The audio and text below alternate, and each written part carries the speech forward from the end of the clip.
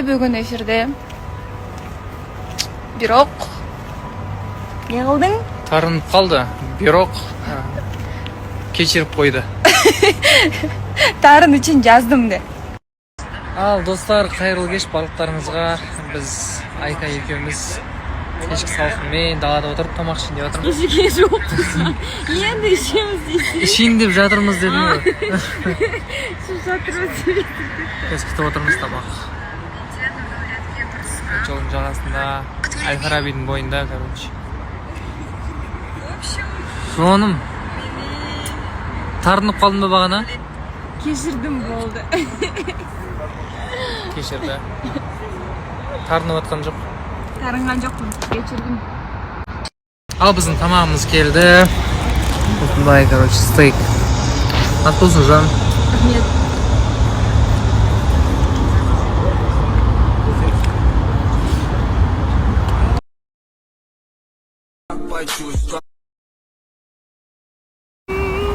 Мені Нұрдәулет свидания шақырды бүгін. Тарынып алды ғой бүгін.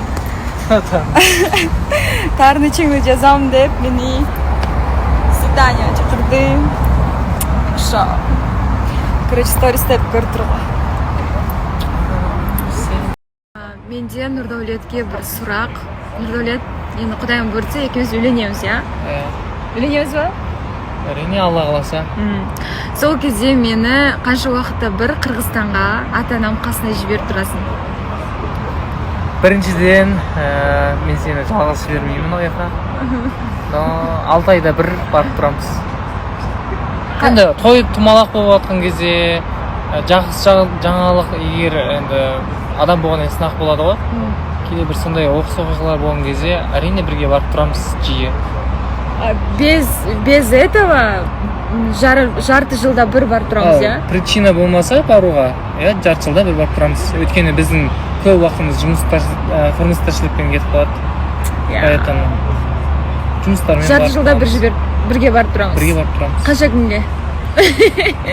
Барғаннан от души демаламыз ғой, бір 15 күн, 20 күн. Круто. Бізде бүгін свидание.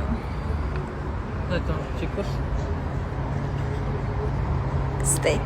Попробуй. Маған беріп жатсың ба? Рахмет, жан. Давай. Романтично қол ұстасып отырмыз. Өзің өміріңді. И та-да! В общем, менің Алматыда танитын мастер жоқ.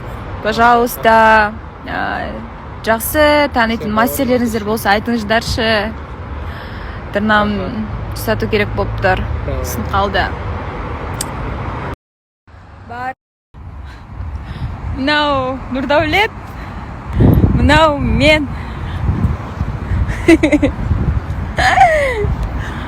Эх, Нұрдәулет, ұйықтап атсың ғой сендесің ғой. Мінесің ба? Мінесің ба? Мінесің ба, аққа? Я, мінем. Сен мінесің ба? Мінейік. Жүр, мінейік.